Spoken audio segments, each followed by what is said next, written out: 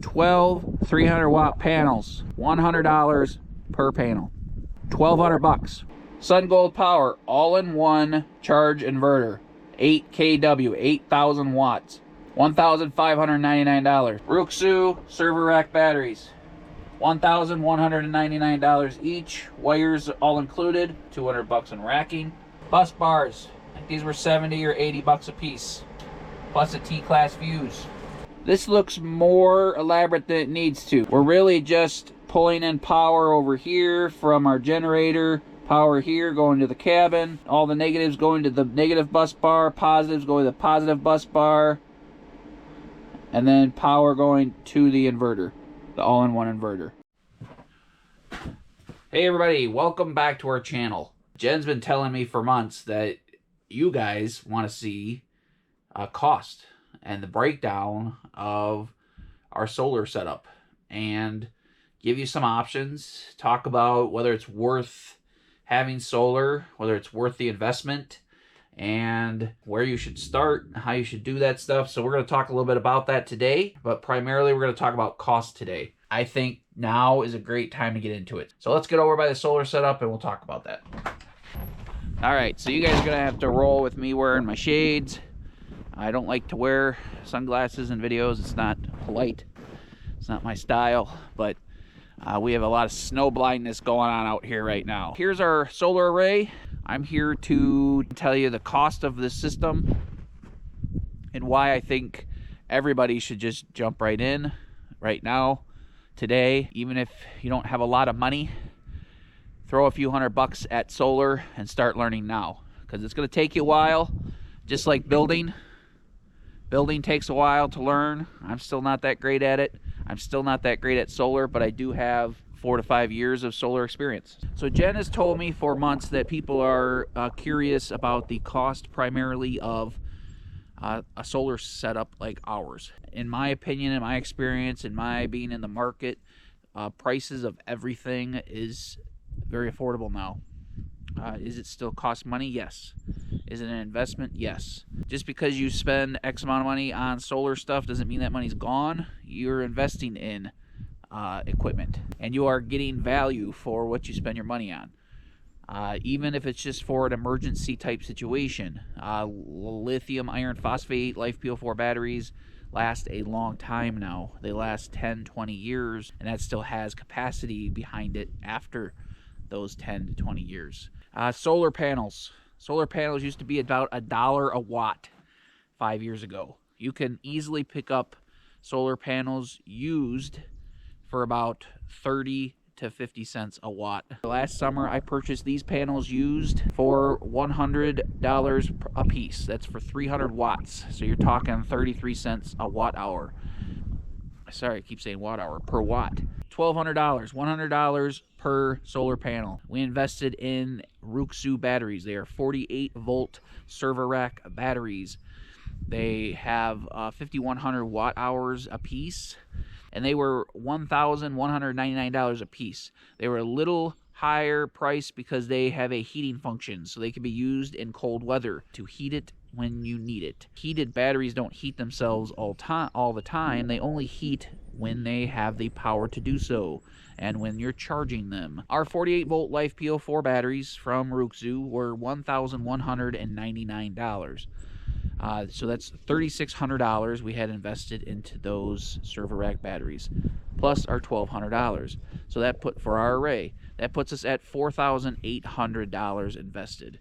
Now the server rack batteries, they have a racking system. Each racking system, I believe, was $69, so $70 a piece. We have another $220 in racking setup there. That takes us to right around $5,000 for 3 server rack batteries, all the racking to store them, and a solar array. The batteries are the most expensive part. $5,000 invested into that. Now we needed something to convert that 48 volts to AC power to run our cabin. If you're going to buy 48 volt devices or DC devices, that's fine. I don't know if there's a lot of 48 volt devices out there. People have multiple systems set up in their cabin. We went against that because I want to be able to run my cabin on a generator if I needed to. I want to be able to run it on AC power, easy. I don't want multiple systems. I don't want twice as much wire running through my walls. I don't want twice as many fuses, twice as many things to worry about in the cabin. I want the cabin to run on AC power. AC is simple. You could go buy a refrigerator at home, at one of the big box stores in an hour. I don't have to have a special DC device purchased from an online source or find a special off-grid or camping site and pay 3 times as much for that device or appliance. So again, guys, we're at $1,200 for the array, $438 for the batteries. We're talking $5,000. We have a all-in-one inverter charger. It has a charging function in it, so it can charge our batteries manually with the grid if we had it. We're off-grid here, so no grid to help charge those batteries if needed. We use a generator, so we can, we have that option, generator charging. We could charge up our battery bank in 4 to 6 hours. That all-in-one inverter charger from SunGold is an 8 kW system. That inverter, that all-in-one inverter, is for sale right now for $1,599 on sale. It's normally a $2,000 all-in-one inverter. All this stuff's on sale all the time. It's great deals. Great deals. I really feel like there are awesome deals out there. So if you add another $1,599, we have $6,600 in our system for running our cabin. $6,600. It's pretty plug and play. I didn't have to hook up 8 or 10 or 20 batteries to each other, like 12-volt batteries, run them in series or parallel. I don't have a charger and an inverter. All the wires were included to go to the bus bars. Oh, we have bus bars too, so there's another $200 in bus bars, so $6,800. The wires were included with these server rack batteries. They had made it a plug-and-play system. Pop them out of the batteries, no screws, no terminals, no nothing. They have a pinch fitting, pop them right on there, and screw them down to your bus bars. $30 T-class fuse, 100 amp T-class fuse to go through our DC lines up to our all-in-one inverter. That's $30 right there. Then we have a couple of DC breakers to go from our solar panels over for our 2 arrays to our all-in-one. That's another $100. So we're talking $6,600, $6,800, $6,900 for our solar setup. So guys, you might say $6,900 for a solar setup that can run your cabin. That's a lot of money. Yes, $7,000 is a lot of money. Here's a way you could save a little bit more. If you're not running large devices, you don't need an 8 kW. You might only need a 3 kW. There are 3,000 watt all-in-one inverter chargers on the market for $700. So there you go. You just saved yourself $900 off of that. That takes us down to $6,000. If you get a smaller 3,000 watt all-in-one inverter, that's going to be a little more efficient as well. 3,000 watts is what we ran our cabin off of. That's all we've ever used is 2,000 to 3,000 watts in our cabin. We ran the cabin on that 3,000 watt inverter for 3 years. You don't need more than 3,000 watts. If you're running washers and dryers, you could get more efficient, smaller washers. Nobody runs dryers off grid or at cabins. You just hang it on a clothesline, hang it by the wood stove. Do it that way. But washing machines, you can get efficiency washing machines that run 500 watts. You don't need a mega commercial size washing machine that draws 1,500 watts or 1,000 watts. You can get away with get a coffee maker with 700 watts. Get a microwave if you microwave stuff. We don't microwave stuff. We have an air fryer that draws 1,100 watts. We could literally wash, if we had like a 800 watt, 500 watt washing machine, air fryer, coffee machine, all the lights on and all the stuff charging, we would never get over 2,500 watts of power. So 3,000 watts is a good number. Plus, if you keep your consumption down below 3,000 watts in your cabin, you can use 10 gauge wire, way cheaper than 8 or 6 gauge wire, saving money there as well. So if we get a smaller all-in-one inverter that takes $900 off the price. Get that $700 all-in-one inverter charger instead of the larger Sun Gold. There you go. You're at $6,000 instead of $6,900 like we are. Another way to save money. We don't want our batteries in our cabin for many reasons. Our solar setups are kind of loud. You know, inverters and stuff make noise when they're charging and when they're running. They produce heat when they're running. Not that they're unsafe, but because of my inexperience early on, I did not want the stuff in the cabin. Our cabin's small. For safety reasons, I wanted it out here in case something went wrong. And as well, we don't have a lot of space in our 400 square foot cabin. I don't want a whole corner or a whole area dedicated to solar stuff when I can just leave it in the solar shed here. Where I'm going with that is if you put it in your cabin, you could buy cheaper batteries that don't have a heating function.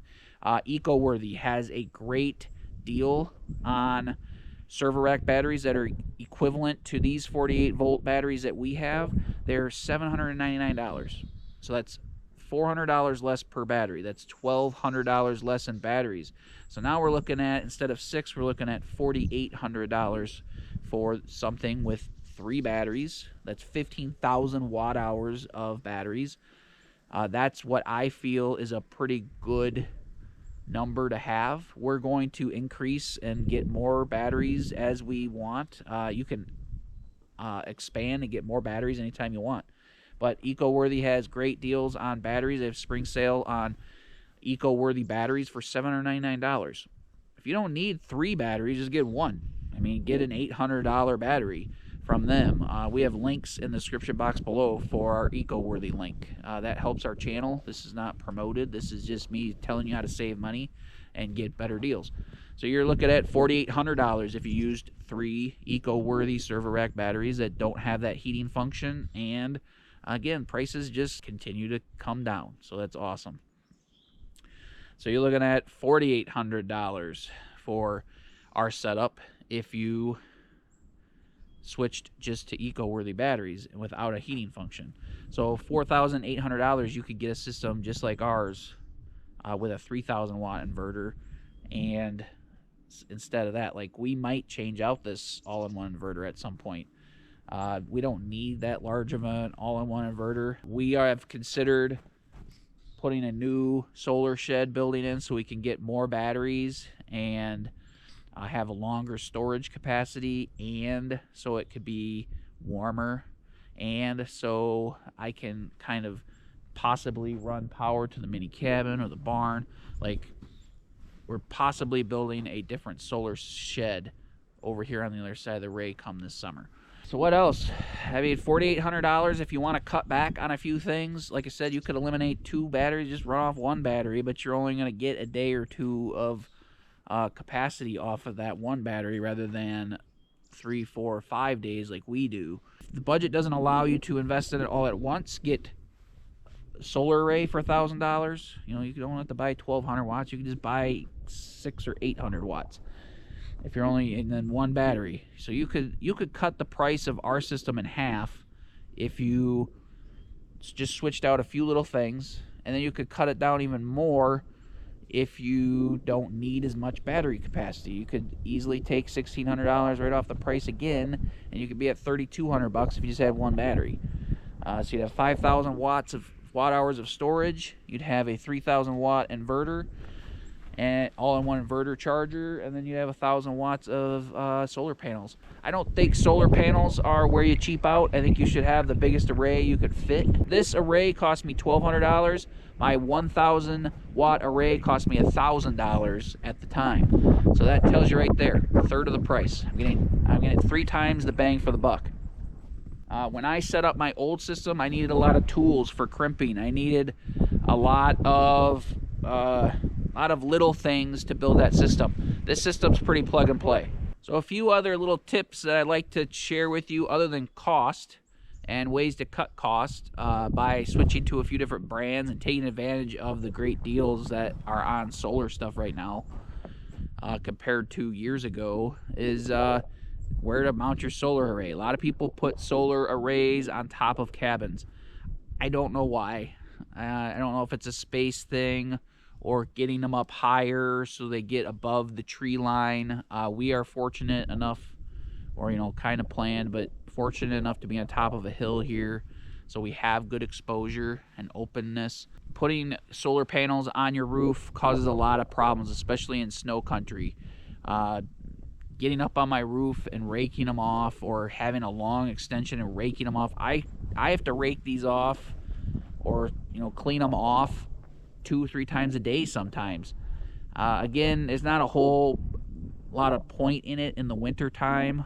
People have given me a hard time in some of my videos because they're covered in ice. Well, there's no sunshine, so there's nothing to collect anyway, so why spend hours? Plus, I don't want to bang on them and like scratch them up for no reason. Why bother? I cleared off the bottom one and left the top ones covered in ice. I'd have 30 watts on the top array and 50 on the top bottom 6. Like I said, 2 separate arrays. So for 20 watts difference, it wasn't worth busting them up and trying to break it off.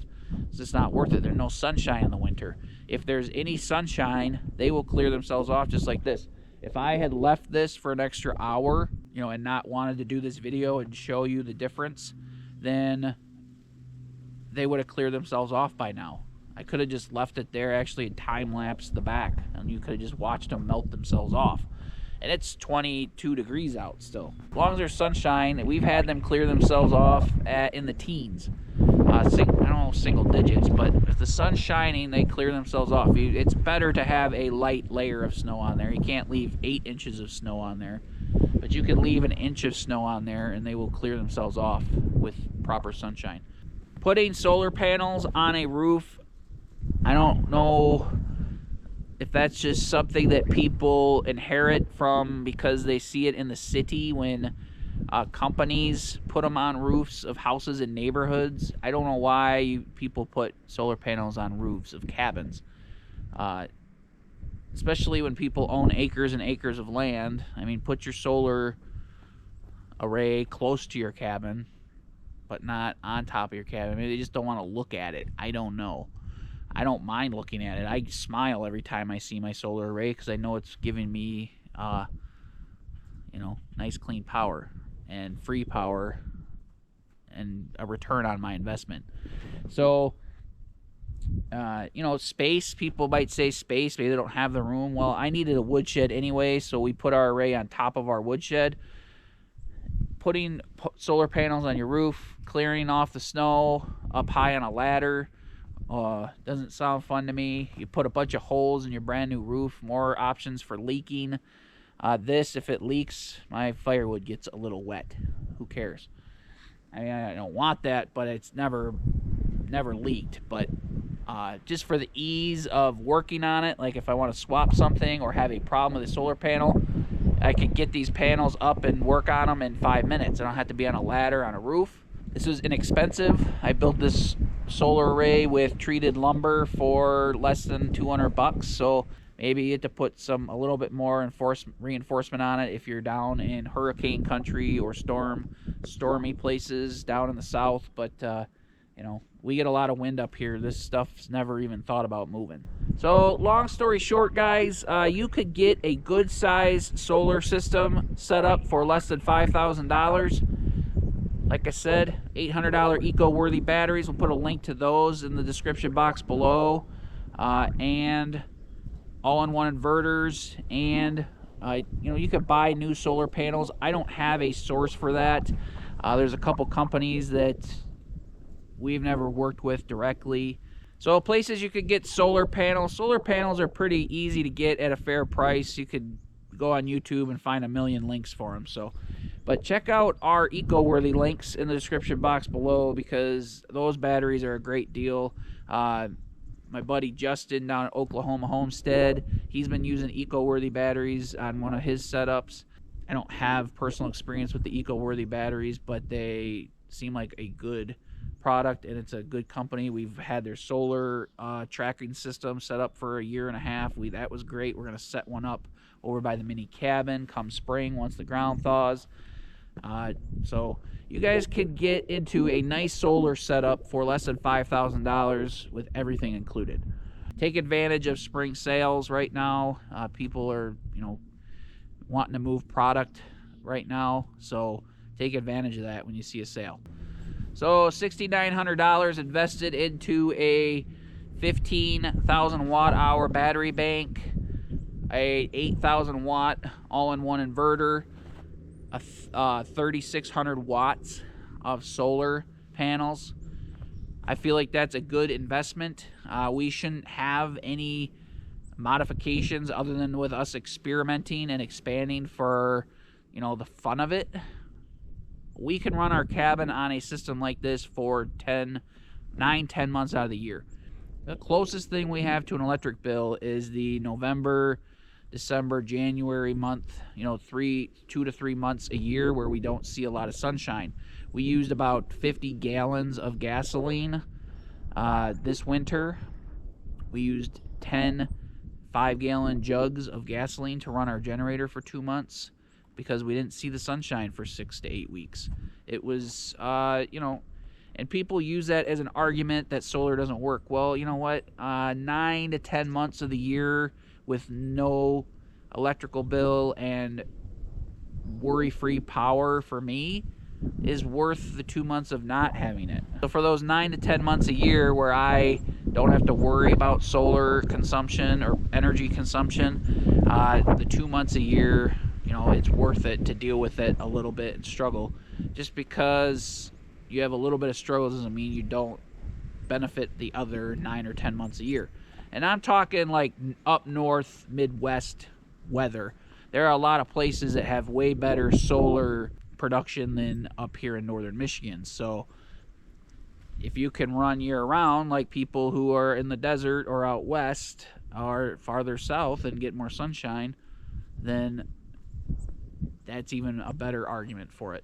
We're just in the north Midwest, so we get a couple months we struggle with the weather. But that's not going to keep me from using and enjoying solar and the fun that comes with it the other 9 or 10 months of the year. And if you guys want updates to this system, I'll be doing an update video after the winter. I hope you guys enjoyed this video. I hope it was helpful to someone. If you do have questions and need a link to something or need guidance in any way, hit me up in the comment section below and tell me or ask me anything.